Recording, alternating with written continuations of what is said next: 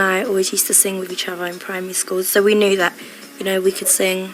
Ever since we were younger, you know, we've always wanted to become singers. So I think from that point there, we always knew we had something special. You know, we knew each other before. The other two had known each other for like 5 years. When we came together, everything just fitted perfectly. 3 years in the studio, getting to know each other, working with different people, you know, getting used to it all. And I think, you know, that was a great way to start out. I think it was just meant to be. It was quite natural because we just started doing like 3-part harmonies for fun. It wasn't anything, we didn't actually think, oh gosh, we're going to be in a group. You know, we're really good friends as well, which is cool. On the album, we worked with Cameron McVeigh, Matt Rowe, Sweet Pea, Paul McIntosh, who are really talented writers, and they inspired us a lot. They've encouraged us to write our own stuff. Working with Cameron was actually quite funny. He's kind of like a big kid. His music is quite funky, it's different. He's not mature whatsoever. He listens to what we want to put in to the music as well as what he's got for it. It just sounded so great, and we did like these 3-part harmonies, and it was just so perfect. We enjoy doing what we do, which is singing, and it's been fun so far. We've had a lot of good response. I like the bands that love to sing live, you know, because that's something that we enjoy doing, and it shows your pure talent. It's been really exciting. I mean, we get to travel all around Europe. Long-haul flights are going to be the worst of us, especially because Keisha doesn't like flying. Actually, I was thinking about travelling to Japan, and I'm not too sure whether, not that I don't want to, but, you know, I hate going on planes. Yeah, like we're going to New York very soon, and there are plans for us to go to Australia and Japan. Thailand, we had 2 number ones there, and the plane was going like this through the whole entire ride. Yeah, even like China and, you know, places like that. I enjoy going to Germany and Spain and Sweden, all of them, basically. I don't mind going to other countries. It's actually quite fun. We've recently been to Spain, and I really enjoyed it because you get to, you know, see what your fans are saying over abroad. I was learning Spanish at school, and I definitely want to learn to speak it fluently. So it's very interesting going to Spain and me trying to speak Spanish to everyone. Most of the countries that we go to are really nice. Like the album's at number 7 in Germany, number 8 in Sweden. I mean, it's just fantastic. Because we did so much writing on this album, you know, I think it would be much easier for us to write the second album. I think we've grown up so much, so we can't wait to get back in and start on the next one. My favourite track on the album would be One Foot In, because I like to hear, you know, the kind of music where it's got really loud bass lines. Look at Me is my favourite vocally, simply because it's the first thing that we wrote together.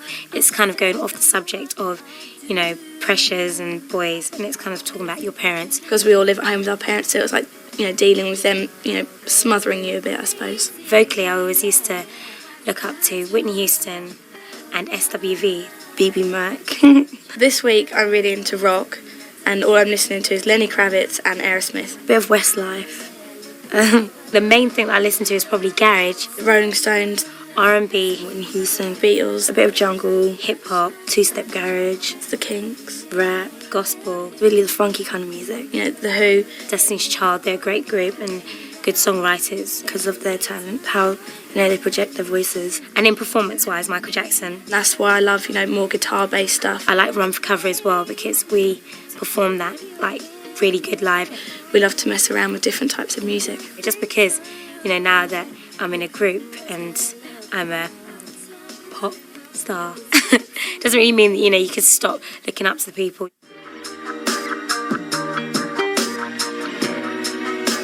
Like, performing's my favourite thing, then recording in the studio, and then probably making videos. It's just so much fun.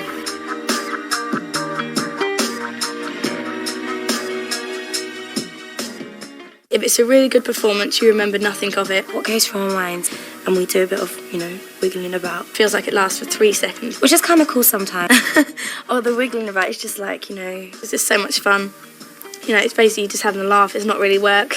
Just them kind of, you know, the kind of wiggles that everyone does when they're dancing. You're just completely buzzing. You're not really thinking about anything but just performing the song, and, you know, you're just really happy. Getting recognised in public has its good sides and bad sides. Well, lately I've been getting recognised a lot. It's good when someone comes up to you and compliments you. It's fun sometimes, but I have actually been chased, which wasn't fun. You know, you go halfway across the world and someone knows who you are, you know. I keep forgetting that I'm actually in a group, and when I walk around or if we see people, they're like, oh my gosh. As soon as you get off the plane, you get this certain vibe. You know, it's always smiley people and that. I mean, when we first came out, people were like, I'm not sure if it's her. It's really weird, actually. I used to lie, I used to say it was my cousin or it was my twin sister or something. I don't think it's like sunk in yet. But now I can't get away with it. With magazines or with the videos or, you know, a performance on TV, it's all really weird. I like hearing the ideas of it, but I'm more worried about how I look. And when I watch it back or when I'm reading it, looking at these pictures, oh my gosh, it definitely doesn't seem like me, no. I like to, you know, keep dressing up, keep getting the makeup and hair done. As long as we looked alright, and that's like the main thing. Whenever he's around me, one touch of love, that was only to my dear, and I'm never gonna let you go away now. Call him what you want, call him what you like. He is always having me. Whenever I feel lonely, don't know what I'll say, don't know what I'll do. 'Cause if you change your mind, then I'll go crazy, yeah. One touch of love, that was only to my dear, and I'm never gonna let you go. So much, so much I wanna have in me, and I'm never gonna let you go away now.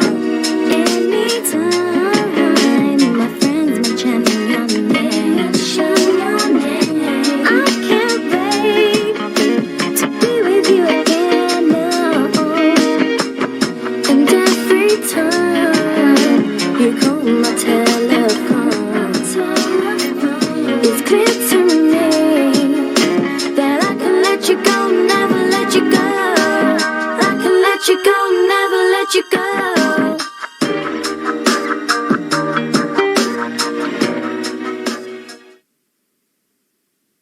One of the funniest things that happened to me was I was getting changed and there was no changing room. I was crossing the road. Threw this curtain round me.